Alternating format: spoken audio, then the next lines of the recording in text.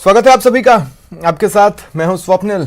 20 minute 20 खबर, राजस्थान की 20 ऐसी खबरें आपको बताने वाले हैं जो अहम हैं। तो चलिए शुरू करते हैं उन खबरों का सिलसिला। मुख्यमंत्री अशोक गहलोत ने जल जीवन मिशन योजना की अवधि बढ़ाने के लिए प्रधानमंत्री नरेंद्र मोदी को पत्र लिखा है।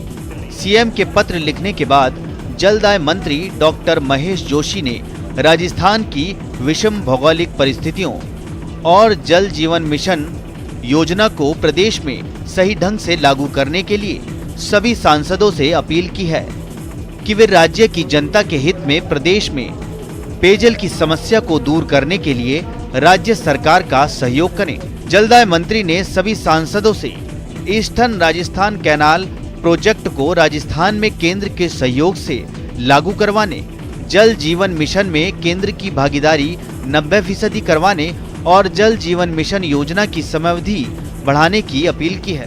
राजस्थान के जो सभी सांसद हैं उनसे भी अपील करना चाहता हूं कि वे 3 कामों के बारे में उनसे अपील करना चाहता हूं। एक तो जो आपने अभी पत्र के बारे में पूछा, मुख्यमंत्री जी ने लिखा है कि 1 साल कम से कम इसको जल जीवन मिशन का जो कार्य अवधि है, इसको समय अवधि है, इसको बढ़ाया जाए।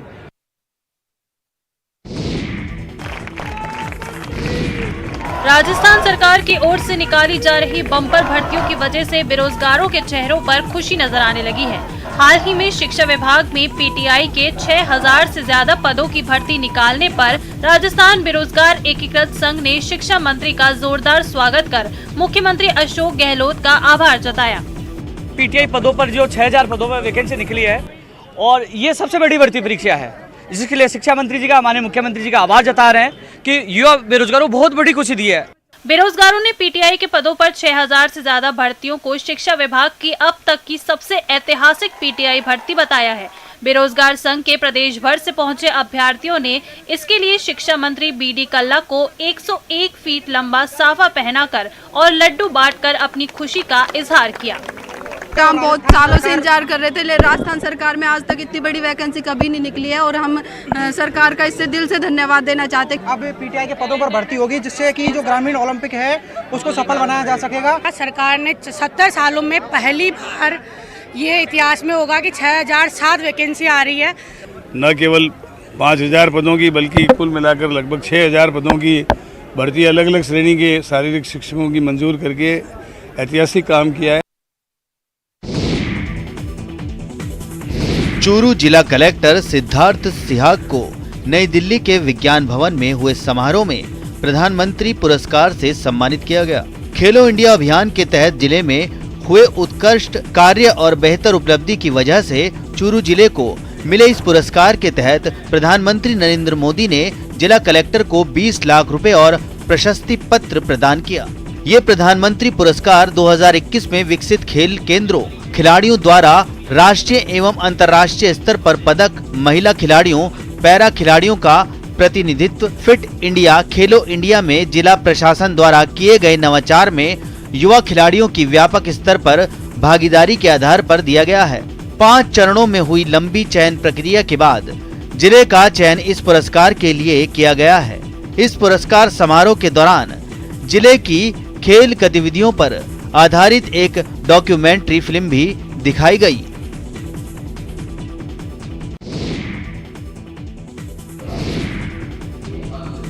प्रदेश सरकार में ग्रामीण विकास एवं पंचायती राज मंत्री रमेश मीणा ने कहा है कि मुख्यमंत्री अशोक गहलोत के निर्देश पर प्रदेश की महिलाओं को आत्मनिर्भर बनाने के साथ उनकी आर्थिक स्थिति को मजबूत करने की कोशिशें तेज कर दी गई हैं।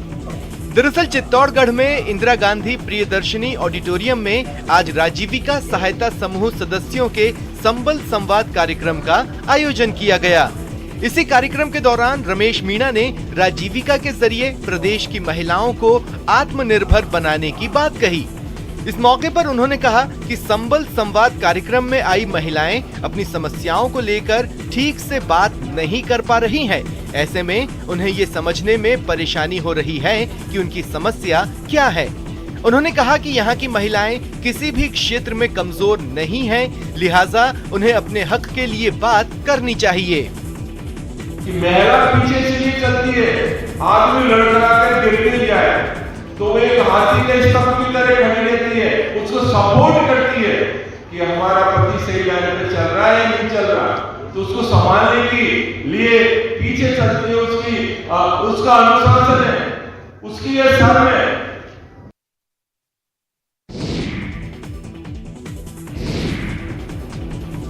प्रदेश के चिकित्सा मंत्री परसादी लाल मीणा आज दौसा कलेक्ट्रेट पहुंचे। इस दौरान उन्होंने कलेक्ट्रेट सभागार में जिला स्तरीय अधिकारियों के साथ एक मीटिंग की। इस मीटिंग में उन्होंने दौसा समेत प्रदेश भर से मिल रही अस्पताल में अव्यवस्थाओं की शिकायतों पर नाराजगी जताई। उन्होंने कहा कि ओपीडी और आईपीडी पर्चियां फ्री हैं, लेकिन डॉक्टर सीट पर नहीं बैठते। साथ ही उन्होंने ये भी कहा कि दवाई फ्री मिल रही है, फिर भी बाहर से दवाई मंगाने की उनके पास शिकायतें आ रही हैं। इस बैठक में चिकित्सा मंत्री परसादी लाल मीणा ने कहा कि सुबह 8 बजे से 2 बजे तक ही लोग बीमार नहीं पड़ते, वो कभी भी बीमार हो सकते हैं। ऐसे में रात के समय भी आए मरीजों को पूरी सुविधा मिलनी चाहिए। खास बात यह है कि इस बैठक में उन्होंने ये भी कहा कि जल जीवन मिशन की प्रोग्रेस काफी कम है, ये भी चिंताजनक है। आईपीडी और ओपीडी जो फ्री किया है, उसके बाद कई बार शिकायतें आती है, डॉक्टर वहाँ रहते नहीं, दवाई वहाँ पर मिलती नहीं, इतनी सारी दवाइयाँ फ्री कर रखी है, 269 दवाइयाँ CSC लेवल पर फ्री है। बीजेपी पन्ना प्रमुखों के भरोसे मिशन 2023 को अंजाम तक पहुंचाने की तैयारी में लगी है और इसी तैयारी के तहत प्रदेश भर में पन्ना प्रमुख घर घर जाकर लोगों को बीजेपी से जोड़ने के अभियान में लगे हैं। इस अभियान की रफ्तार से बीजेपी के नेता खासे उत्साहित हैं और पन्ना प्रमुखों के प्लान को बेजोड़ बताकर उसे जीत का सबसे कारगर हथियार बता रहे हैं। इतना ही नहीं, पार्टी के नेता कार्यकर्ताओं को ये भी सीख दे रहे हैं कि गैर बीजेपी वोटरों को बीजेपी के पाले में लाने के लिए उन्हें क्या कुछ करने की जरूरत है। इसे चुनावी सरोकार नहीं रखना चाहते, हम इनके परिवार के सदस्य बनकर, इनके सुख दुख में सहभागी बनकर, जन्म मरण और मरण में इस परिवार के अविभाज्य अंग बनकर हम इनको भारतीय जनता पार्टी से जो जुड़े हुए हैं उनको साथ लेते हुए और जो नहीं जुड़े हुए हैं उनको जोड़ने का प्रयास करते हुए अपने इस भाजपा परिवार का विस्तार करेंगे। आपको बता दें, पन्ना प्रमुख से मतलब वोटर लिस्ट के एक पन्ने से है, जिस पर करीब 60 मतदाता होते हैं। बीजेपी पूरे प्रदेश के 52,000 बूथों की एक मतदाता सूची के एक पन्ने पर पन्ना प्रमुखों की नियुक्ति का अभियान जोर शोर से चला रही है। 1435 वोटर की जिम्मेवारी मेरी है, वो वोटर विचार और व्यवहार से पार्टी से जुड़े, ये मेरी नैतिक जिम्मेवारी है। 12 नगर परिषद में कांग्रेस पार्षद और उनके समर्थकों ने जमकर हंगामा किया। एक महिला के जमीन के पट्टे की बात को लेकर कांग्रेस पार्षद और उनके समर्थकों की आयुक्त कमलेश कुमार मीणा से तीखी नोकझोंक हुई। इस दौरान आयुक्त ने अनावश्यक दबाव में कार्य नहीं करने और नियम अनुसार कार्य करने की बात कही। दरअसल कांग्रेस पार्षद शिवशंकर यादव ने बुजुर्ग महिला के साथ आयुक्त कमलेश मीणा की ओर से बदतमीजी करने का आरोप लगाया और फिर हंगामा शुरू कर दिया। पार्षद का कहना है कि नगर परिषद में लोगों को कामकाज के लिए चक्कर काटने पड़ रहे हैं। बुजुर्ग महिला 12 नगर परिषद में प्रधानमंत्री आवास योजना में अपना नाम शामिल करने को लेकर नगर परिषद पहुंची थी। उसका करीब 9 माह से पट्टे का कार्य अटका हुआ है। नगर परिषद के बाबू ने उस महिला को आयुक्त के पास भेज दिया, लेकिन आयुक्त ने उस महिला को नियमों का हवाला देकर उसे कक्ष से बाहर निकाल दिया। इसके बाद वो महिला आयुक्त कक्ष के बाहर फूट फूट कर रोने लगी।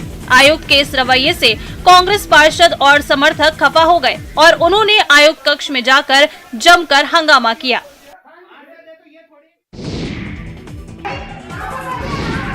एक साल से भी लंबे समय के बाद हुई अजमेर नगर निगम की साधारण सभा में जमकर हंगामा हुआ।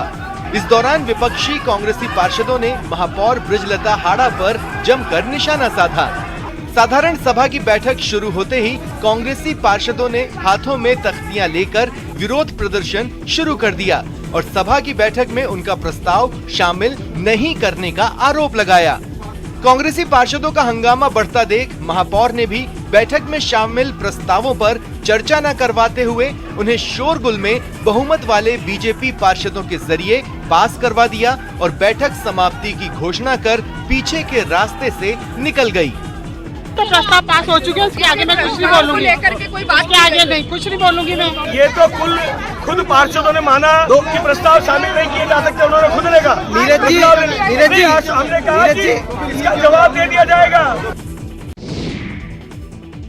टोंक शहर में विकास के नाम पर हो रही लापरवाही और इससे परेशान लोगों की ओर से लगातार मिल रही शिकायतों के बाद कलेक्टर चिन्मय गोपाल ने अधिकारियों को शहर का दौरा करने का निर्देश दिया है। आपको बता दें, शहर में चल रहे सीवरेज और पेयजल लाइन के काम से लोग अब दुखी हो गए हैं। इसे लेकर आम लोगों के साथ साथ जनप्रतिनिधियों ने कई बार अधिकारियों से गुहार लगाई, लेकिन उनके निर्देश के बाद भी RUIDP के अधिकारी और निजी ठेका फर्म के कर्मचारी सुधरने का नाम नहीं ले रहे हैं। इसी से नाराज होकर कलेक्टर ने अधिकारियों को शहर का दौरा करने का निर्देश दिया और उनके निर्देश पर ADM मुरारीलाल शर्मा और SDM गिरधर के साथ मुख्यालय के सभी अधिकारी शहर के दौरे पर निकले। जो टेंडर में है उसी प्रक्रिया को आप पूरा कर दें, हम आपको एक्स्ट्रा कोई काम नहीं मांग रहे। हमारे उसमें ये है कि अगर जहाँ भी रोड कटिंग होगी उस रोड को पूरा प्रोसेस में उसकी फिलिंग करेंगे बाकायदा, और फिलिंग करने के बाद में उसके नीचे PCC होगी 4 इंच, उसके बाद में CC होगी। जहाँ जहाँ हमने विजिट की वहाँ तो बिल्कुल सुधार हुआ है, ये फीडबैक भी हम लेते हैं। बाकी ये बात सही है कि जो भी कॉन्ट्रैक्टर है वो 100 मोटो कुछ जगह लापरवाही बरत रहे हैं। अभी जैसे हमने जब उनके मलबे के ढेर वगैरह उनको दिखाए तो उन्होंने स्वीकार किया कि हाँ साहब ये बिल्कुल काम तो कंप्लीट हो गया, लेकिन हमने ढेर नहीं हटाया, और अब उन्होंने कहा कि हम 24 घंटे बैठा देंगे। अलवर के कलेक्टर शिव प्रसाद नकाते एक्शन मोड में नजर आ रहे हैं। आज उन्होंने सुबह सुबह कलेक्ट्रेट का औचक निरीक्षण किया। इस दौरान कई कर्मचारी और अधिकारी अपनी सीट से गायब मिले। इस पर जिला कलेक्टर ने कहा कि गायब मिलने वाले कर्मचारी और अधिकारियों के खिलाफ कार्रवाई होगी। दरअसल अलवर जिले में इन दिनों अधिकारी और कर्मचारी काम को लेकर लापरवाह हो गए हैं। कई दिनों से कलेक्टर के पास इसे लेकर शिकायतें भी आ रही थी। साथ ही ये भी शिकायत आ रही है कि काम के लिए कर्मचारी पैसों की मांग करते हैं। इन शिकायतों की वजह से ही कलेक्टर शिव प्रसाद नकाते ने आज कलेक्ट्रेट का निरीक्षण किया। अपने कलेक्टर ऑफिस का आज निरीक्षण किया है। एक बार समझ ले कि कहाँ पे कौन कौन से विभाग बैठ रहे, कैसे काम कर रहे। तो कर्मचारियों को ये स्पष्ट निर्देश दिए हैं कि समय पे ऑफिस आए और उनकी टेबल पे जो कार्य है उसको तेज गति से उसका निस्तारण करें। डूंगरपुर में राज्य सरकार के निर्देश के मुताबिक स्वास्थ्य मेले का आयोजन किया जा रहा है। खास बात यह है कि इन स्वास्थ्य मेलों में बड़ी संख्या में लोग पहुंचकर स्वास्थ्य परीक्षण भी करा रहे हैं। दरअसल स्वास्थ्य मेले में लोगों का न केवल फ्री में मेडिकल चेकअप किया जा रहा है, बल्कि उन्हें जांच और दवाइयों के लिए भी पैसे नहीं देने पड़ रहे। और तो और लोगों को इन सब के लिए इधर उधर भटकना भी नहीं पड़ रहा है। यही वजह है कि इन स्वास्थ्य मेले में लोगों की भीड़ लग रही है। डूंगरपुर में स्वास्थ्य मेले के दौरान स्वास्थ्य विभाग ने नवाचार करते हुए लोगों को देहदान करने के लिए जागरूक करना शुरू किया है, जिसके सार्थक परिणाम भी देखने को मिले हैं। CMHO डॉक्टर राजेश शर्मा ने बताया कि 18 अप्रैल को जिला मुख्यालय पर पहला स्वास्थ्य मेला आयोजित हुआ था और उस दौरान 5 लोगों ने देहदान का संकल्प पत्र भरा। वहीं पिछले 3 दिनों में आयोजित हुए स्वास्थ्य मेलों में 1 दर्जन से अधिक लोग देहदान का संकल्प पत्र भर चुके हैं। हमारे जिले में 18 अप्रैल से अभी हेल्थ कैंप स्टार्ट हुआ। हेल्थ कैंप नहीं है, ये बेसिकली हेल्थ मेले हैं जो ये स्टार्ट हुए हैं। इसमें हम चिकित्सा की इलाज के साथ साथ जांचें कर रहे हैं तथा जागरूकता का काम भी हम इसमें कर रहे हैं। सवाई माधोपुर शहर की सफाई व्यवस्था को लेकर जिला कलेक्टर सुरेश कुमार ओला की ओर से शुरू किए गए बदलेगा सवाई माधोपुर अभियान का असर दिखने लगा है। इस अभियान के तहत आज अल सुबह ही जिला कलेक्टर सुरेश कुमार ओला के नेतृत्व में जिला मुख्यालय के काला गोरा भैरव मंदिर परिसर क्षेत्र में श्रमदान किया गया। इस दौरान अलग अलग स्कूलों के स्टूडेंट्स, नेहरू युवा केंद्र के युवा, NCC कैडेट, नगर परिषद के कर्मचारी, अधिकारी, वन विभाग के कर्मचारी और अधिकारी, राष्ट्रीय सेवा योजना, civil defence team, scout guide समेत कई संस्थाओं से जुड़े लोगों ने श्रमदान किया। इस श्रमदान के तहत इन इलाकों में साफ सफाई की गई और कचरे को एकत्रित कर नष्ट किया गया। खास बात यह है कि श्रमदान के दौरान लोगों को साफ सफाई के प्रति जागरूक भी किया गया। इस मौके पर जिला कलेक्टर ने लोगों से बदलेगा सवाई माधोपुर अभियान से जुड़ने और शहर को साफ और स्वच्छ रखने की अपील की।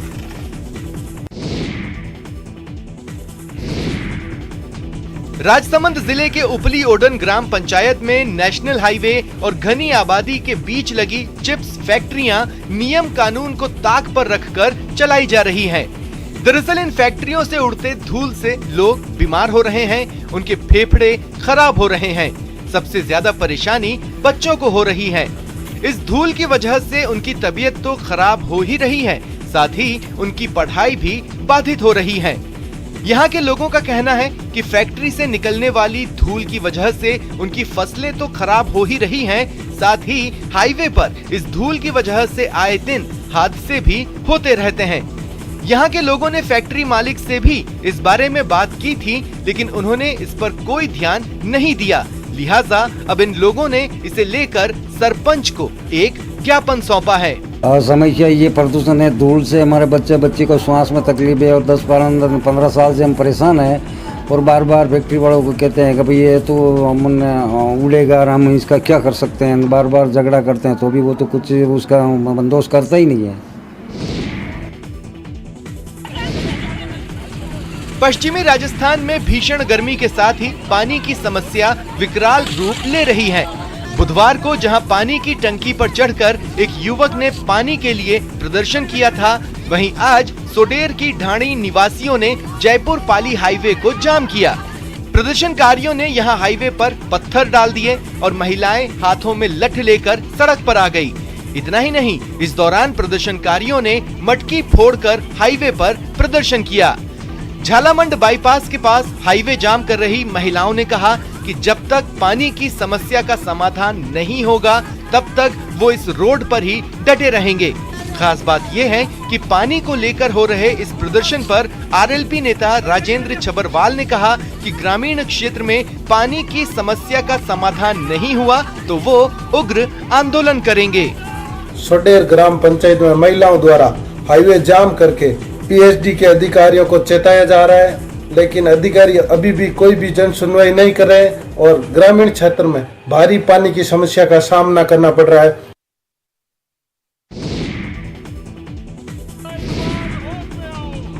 बारां शहर के नाकोड़ा कॉलोनी के लोगों ने आज भी मीठे पानी की मांग को लेकर अधिशासी अभियंता के कार्यालय पर प्रदर्शन किया।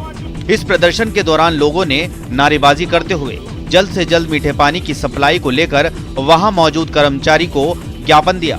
आपको बता दें, बारां के वार्ड नंबर 8 के नाकोड़ा कॉलोनी के लोग पिछले 25 साल से मीठे पानी से वंचित हैं। 15 साल पहले यहां पानी की टंकी भी बनाई गई थी, लेकिन यहां के लोगों को उस टंकी का लाभ नहीं मिला। दरअसल उस टंकी का पानी शहर के अन्य कॉलोनी में भेजा जा रहा है। यहाँ के रहने वाले लोगों ने कई बार कॉलोनी में मीठे पानी की मांग को लेकर अधिकारियों को ज्ञापन सौंपा, लेकिन अधिकारियों की ओर से अब तक इनके लिए मीठे पानी का कोई इंतजाम नहीं किया गया। ऐसे में आज वार्ड नंबर 8 के पार्षद योगेश गौतम के नेतृत्व में कॉलोनी वासियों ने फिर से अधिशासी अभियंता कार्यालय का घेराव कर प्रदर्शन किया और कॉलोनी में मीठे पानी की सप्लाई दुरुस्त करने की मांग की। कॉलोनी में हमारे करीबन 25 साल हो गए, अब तक मीठे पानी की कोई व्यवस्था नहीं है। ट्यूबवेलों का जो बोरिंग का फ्लोराइड पानी आ रहा है, उसी पानी को हम लोग पीते हैं, उसी को नहाने धोने में सब में वही काम आता है। कई बार हमने पहले भी इनको ओरली और लिखित में अवगत करवाया, लेकिन लोगों के कोई समझ में नहीं है।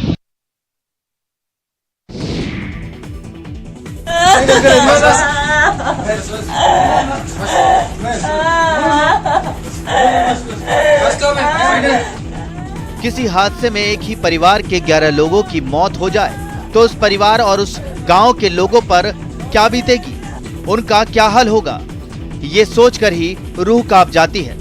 झुंझुनू के खेतड़ी उपखंड के अहिरों की ढाणी में भी यही हुआ। यहाँ एक परिवार के 11 लोगों की गुड़ागौड़ जी के पास एक सड़क हादसे में मौत हो गई। इस हादसे में परिवार के अकेले बच्ची के पास खुद को संभालने के साथ साथ अपने चाचा के 2 बच्चों को भी संभालने की जिम्मेदारी आ गई है। दुख की इस घड़ी में जब लोग बिखर जाते हैं, वहीं दीपिका न केवल खुद को संभाल रही है बल्कि चाचा के बच्चों को भी संभालने की बात कह रही है।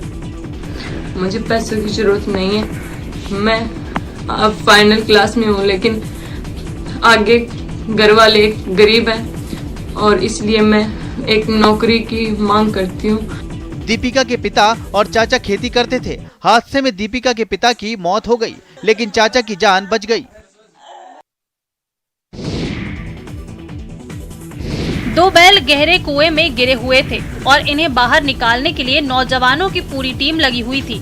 2 युवक रस्सियों के सहारे कुएं के गंदले पानी में उतरे हुए थे, तो बाकी लोग उन रस्सियों को ऊपर थामे हुए थे। जैसे ही नीचे उतरे युवकों ने बैलों को रस्सी बांधी और ऊपर इशारा किया, उन्हें बाहर खींचने का काम शुरू हो गया। बैलों के रेस्क्यू ऑपरेशन की ये तस्वीरें झालावाड़ के झालारा पाटन इलाके के चंद्रावती ग्रोथ सेंटर की है। बताया जा रहा है कि यहाँ 2 बैल आपस में लड़ते लड़ते इस गहरे कुएं में गिर गए थे। इन्हें कुएं में गिरते देख आसपास के लोगों ने गौपुत्र सेना को इसकी खबर दी। इस खबर के मिलते ही गौपुत्र सेना मौके पर पहुंची और इन बैलों को बाहर निकालने का काम शुरू किया गया। पहले तो 2 युवक रस्सी बांधकर कुएं में उतरे और फिर दोनों ने बैलों को एक एक कर उन रस्सियों से बांध दिया। खास बात यह है कि बैलों को रस्सी बांधते समय दोनों बैलों ने मिलकर दोनों युवकों को घायल भी कर दिया, लेकिन दोनों ने हिम्मत नहीं हारी और उन्होंने अपना काम पूरा कर दिया। इसके बाद ऊपर मौजूद लोगों ने एक एक कर दोनों बैलों को बाहर निकाल लिया। यह जो कुआं है, इस कुआं काफी सालों पुराना कुआं है और कुआं पूरे तरीके से ढस रहा है।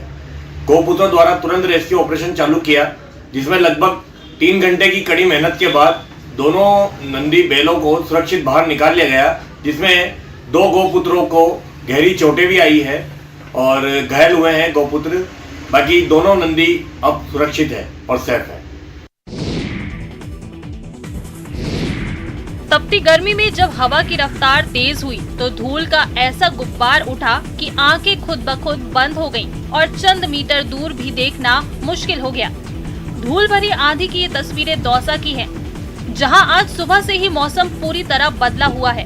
बताया जा रहा है कि पूरे दौसा में कमोबेश यही तस्वीर नजर आई। धूल भरी इस आंधी और काले काले बादलों की वजह से तापमान में गिरावट भी हुई है और तापमान में गिरावट की वजह से लोगों को तपती गर्मी से थोड़ी सी राहत मिली है, लेकिन धूल भरी इस आंधी ने लोगों की परेशानी जरूर बढ़ा दी है।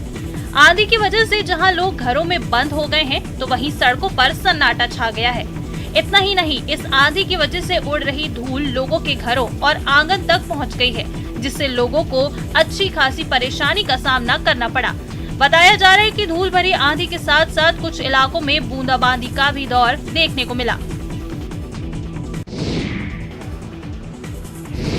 बुधवार देर रात अचानक पाकिस्तान की ओर से आए रेतीले तूफान ने स्वर्ण नगरी जैसलमेर में आतंक मचा दिया। विश्व के एकमात्र लिविंग फोर्ट सोनार दुर्ग की इमारतें इस तूफान से थर्रा उठी और तूफान की वजह से सोनार दुर्ग की चौथी और अंतिम हवा प्रोल का काफी नुकसान हुआ है। इस हवा प्रोल पर अद्भुत नक्काशी से बने कंगूरा और छज्जा नीचे गिर गए। आपको बता दें, सोनार दुर्ग की ये इमारतें 850 साल से भी ज्यादा पुरानी हैं और बुधवार की रात तूफान में जो कंगूरा और छज्जा गिरे हैं, उस पर बने नक्काशी को देखने के लिए यहाँ सालों भर पर्यटकों का तांता लगा रहता है। रात होने की वजह से छज्जे के आसपास कोई मौजूद नहीं था, जिसकी वजह से किसी को चोट तो नहीं आई, लेकिन उस तूफान ने सोनार दुर्ग को नुकसान जरूर पहुंचा दिया है।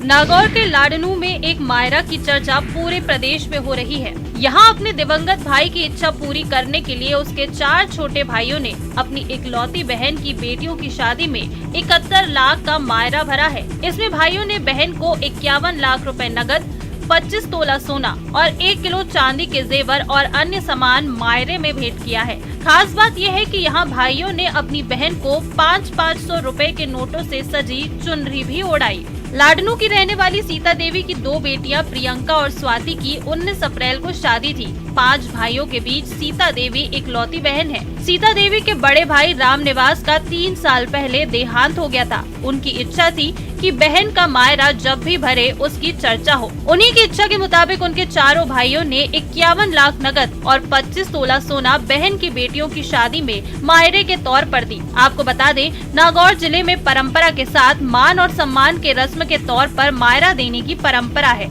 और हर साल यहाँ किसी न किसी के मायरे की चर्चा प्रदेश भर में जरूर होती है। फिलहाल इतना ही। नमस्कार।